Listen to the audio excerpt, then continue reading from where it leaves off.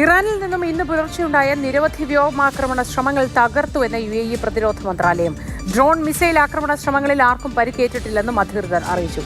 അതേസമയം ആക്രമണത്തിന്റെ പശ്ചാത്തലത്തിൽ ഗൾഫിൽ ചെറിയ പെരുന്നാൾ പ്രാർത്ഥനകൾക്ക് നിയന്ത്രണം ഏർപ്പെടുത്തി. വിവരങ്ങളുമായി സുരേഷ് വെള്ളിമുറ്റം ചേരുന്നുണ്ട്.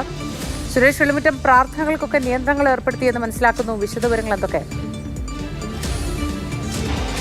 ഇന്ന് പുലർച്ചെയും രാവിലെയുമൊക്കെയായി രാജ്യത്തിന്റെ പല ഭാഗങ്ങളിൽ നിന്നും ശക്തമായിട്ടുള്ള സ്ഫോടന ശബ്ദങ്ങൾ കേട്ടിരുന്നു. അപ്പോൾ ഈ സാഹചര്യത്തിൽ പരിഭ്രാന്തരാകേണ്ട എന്നാണ് UAE പ്രതിരോധ മന്ത്രാലയവും അതോടൊപ്പം തന്നെ ദുബായ് മീഡിയ ഓഫീസും അറിയിക്കുന്നത്. നിരവധി ആക്രമണ ശ്രമങ്ങൾ രാജ്യത്തിന് നേരെ ഉണ്ടായിട്ടുണ്ട്, മിസൈൽ ഉപയോഗിച്ചും അതോടൊപ്പം തന്നെ ഡ്രോൺ ഉപയോഗിച്ചും. പക്ഷേ ഇത്തരത്തിലുള്ള വ്യോമാക്രമണ ശ്രമങ്ങളൊക്കെ തന്നെ രാജ്യം ശക്തമായി പ്രതിരോധിച്ചു. അതിന്റെ ശബ്ദമാണ് കേട്ടത്. അതുകൊണ്ട് ആശങ്കപ്പെടേണ്ട സാഹചര്യമില്ല എന്ന് ദുബായ് മീഡിയ ഓഫീസൊക്കെ തന്നെ അറിയിക്കുന്നുണ്ട്. മറ്റൊരു കാര്യം, ഇപ്പോൾ ഇന്ന് വൈകുന്നേരമാണ് ചെറിയ പെരുന്നാൾ അല്ലെങ്കിൽ മാസപ്പിറവി നിരീക്ഷിക്കാനുള്ള സമിതികളൊക്കെ യോഗം ചേരുന്നത്. മതകാര്യ മന്ത്രാലയത്തിന്റെയും പണ്ഡിതരുടെയും അതോടൊപ്പം തന്നെ ഈ ജ്യോതിശാസ്ത്രജ്ഞരും ഒക്കെ യോഗം ചേരുന്നത്. അതിനുശേഷമാണ് നാളെ പെരുന്നാളാണോ എന്ന് നിശ്ചയിക്കുക.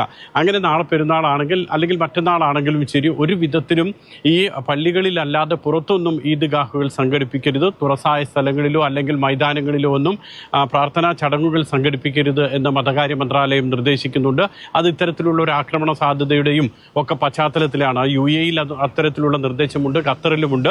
സൗദി അറേബ്യയിലും തുറസായ സ്ഥലങ്ങളിൽ പ്രാർത്ഥനാ ചടങ്ങുകൾ സംഘടിപ്പിക്കരുതെന്നുള്ള നിർദ്ദേശമുണ്ട്. സൗദിയിൽ മോശം കാലാവസ്ഥ, ശക്തമായിട്ടുള്ള മഴയ്ക്കും വെള്ളപ്പൊക്കത്തിനും ഒക്കെ സാധ്യതയുള്ളതിനാലാണ് ഈ നിർദ്ദേശമെന്നും അധികൃതർ വിശദീകരിക്കുന്നുണ്ട്.